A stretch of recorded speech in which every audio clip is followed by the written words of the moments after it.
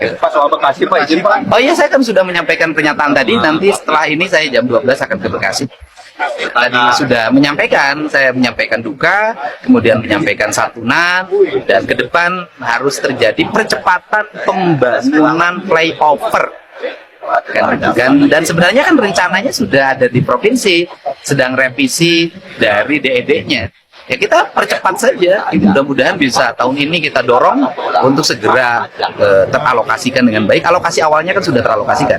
Nah, alokasi awalnya segera dilelang, berikutnya disusul alokasi berikutnya di perubahan.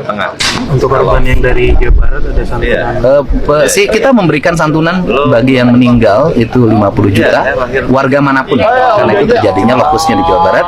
Kemudian yang di rumah sakit saya udah ngomong ke wali kota, sudah biar rumah sakitnya kita tanggung bersama. Kenapa? Pemprov Jabar.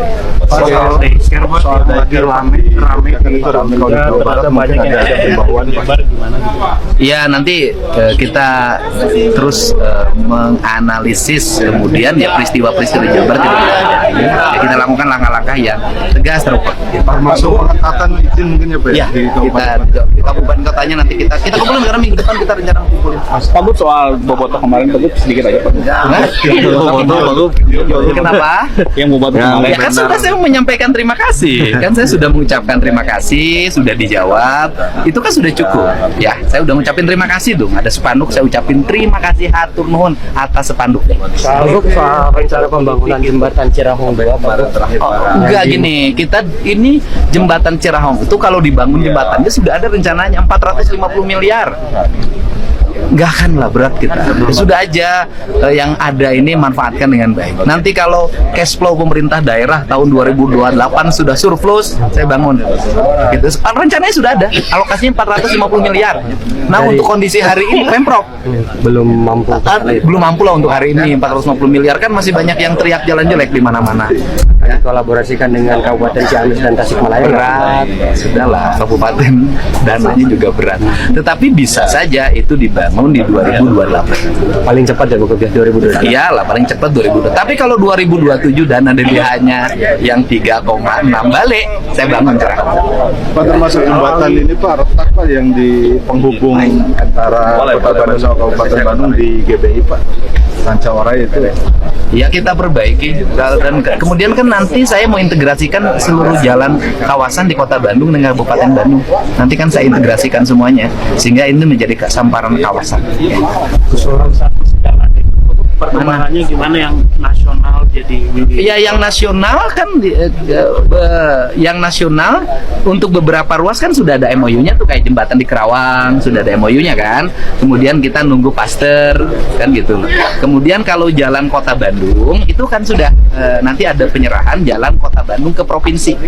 Misalnya kayak ruas yang dari apa namanya paster Cihampelas kemudian sampai sini udah ada provinsi. Insya Allah kan sudah dilihat tuh. Sekarang udah mulai bersih kan? Sudah mulai bersih, sudah tertata. Kaki limanya sudah mulai rapi. Ini dalam minggu ini ada pengecatan kanstin. Kemudian sudah lihat kan tukang sapu masih sudah berjejer. Tinggal yang tukang sapu yang petugas yang di kota itu saya lihat masih berkerumun. Jadi masih bawa satu plastik oleh 8 orang yang di belakangnya ada tulisan padat karya. Nah itu harus segera dipetakan karena kalau berkerumun begitu habis ngumpulin buta masukin plastik foto nanti mereka lupa. Duduk minum kopi ya. Soal kawasan Monju Pak Gub. Monju apa Pak Gub? Yang pertama kita lakukan penataan, pembersihan itu aja dulu tahap pertama. Kemudian yang berikutnya lagi dibuat desainnya untuk langkah-langkah ke depan agar Monju dengan Gedung Sate satu kesatuan napas. Berarti 3 gitu ya Pak Gub ya? Ya, Sate, Gasibu Monju nanti tertata dan kita kan sudah ke kawasan di Pati Ukur tuh. Sudah rapi, sudah bersih. Ya tentunya kan kebersihan dan kerapihan ini pasti kan ada yang merasa nyaman dengan kebersihan dan ada merasa nyaman dengan kesemrawutan kan ada. Ya mudah-mudahan semua orang bisa pasar minggunya itu kan sekarang kita mau PKL-nya lagi saya identifikasi. Nanti setelah itu akan saya ada langkah tentang PKL yang ada di sana ketika hari ini. Hari ini saya identifikasi dulu. Oh ditata berarti ya Pak? Ya kita identifikasi dulu karena kalau saya ucapin nanti malah ini. Ya. Pak, pembebasan itu Oh iya, Karnaval Binokasi ya, kita mulai di tanggal 2 Mei di apa namanya di Sumedang. Kan suka ada tradisi dari Keraton Sumedang, yaitu karnaval ya, Binokasi. Nah, tradisi ini sekarang diintegrasikan dengan Pemprov agar lebih gaungnya lebih besar, dan kita akan melakukan secara bersama-sama. Nanti saya jelasin, tanggal 2 itu nanti karnavalnya di Sumedang, tanggal 3 di Ciamis, tanggal 4 di Tasik, yaitu di Ciamisnya di Kawali ya, karena itu kan kerajaan Sunda Kawali, kerajaan pertama. Kemudian di Tasiknya kita ke Kampung Naga, karena itu kan salah satu destinasi ya. Kemudian yang berikutnya di Cianjur, yaitu menuju gedung Presidenan Cianjur zaman dulu, ibu kota Priangan dulu kan Cianjur. Kemudian di Bogor yaitu dari Batu Tulis menuju Kebun Raya. Nah, malam Jumatnya libur dulu. Nah, kemudian nanti terintegrasi dengan hari jadi Kota Depok. Di Depok yaitu menuju heritage-nya Belanda Depok. Itu ada heritage-nya tuh, agar itu terangkat. Setelah itu kita di Kerawang, berikutnya di Kerawang itu menuju pesantren Syekh Kuro.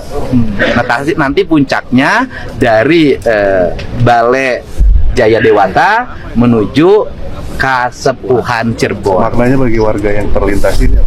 Maknanya satu, mengingatkan tentang adanya sejarah lama tentang Sunda. Ya, itu Sunda gitu kan, dari mulai sejarah terbentuknya Kawali sampai pada terbentuknya Kasultanan Cirebon gitu loh. Itu yang pertama. Yang kedua adalah membangun spirit tata kelola lingkungan. Daerah yang terlewati pasti harus bersih. Kemudian nanti setelah itu pasti ada program pembangunannya, misalnya renovasi Keraton Sumedang, renovasi Kawali, kemudian meningkatkan daya dukung wisata di Kampung Naga, kemudian meningkatkan daya dukung wisata di Cianjur. Di Cianjur kan ada Arya Wiratanu Datar kan itu loh. Kemudian juga ada Belanda Depok, kemudian meningkatkan daya dukung di pesantren Syekh Kuro kan gitu loh. Dan daya dukung Kasepuhan Kasultanan, Kasepuhan Kaprabonan, Kanoman di Cirebon, sehingga nanti berimplikasi pada penataan jalan, trotoar, kemudian lingkungan. Pokoknya Jawa Barat nanti yang bersih bukan hanya Kota Bandung, seluruh wilayah Jawa Barat harus bersih. Oke, event rutin mana? Event rutin tahunan. Tadi sempat bisik-bisik soal 100 hektar, 1000 hektar Pak. Oh iya, tadi saya ngomong ke Pak Bupati Bandung. Kita ini kalau ngomong wacana banjir di Bandung, wacana nggak akan selesai. Solusinya adalah bendungan. Sudah, saya nanya ke Pak Bupati punya tanahnya nggak? Udah, secara bertahap kita bangun aja.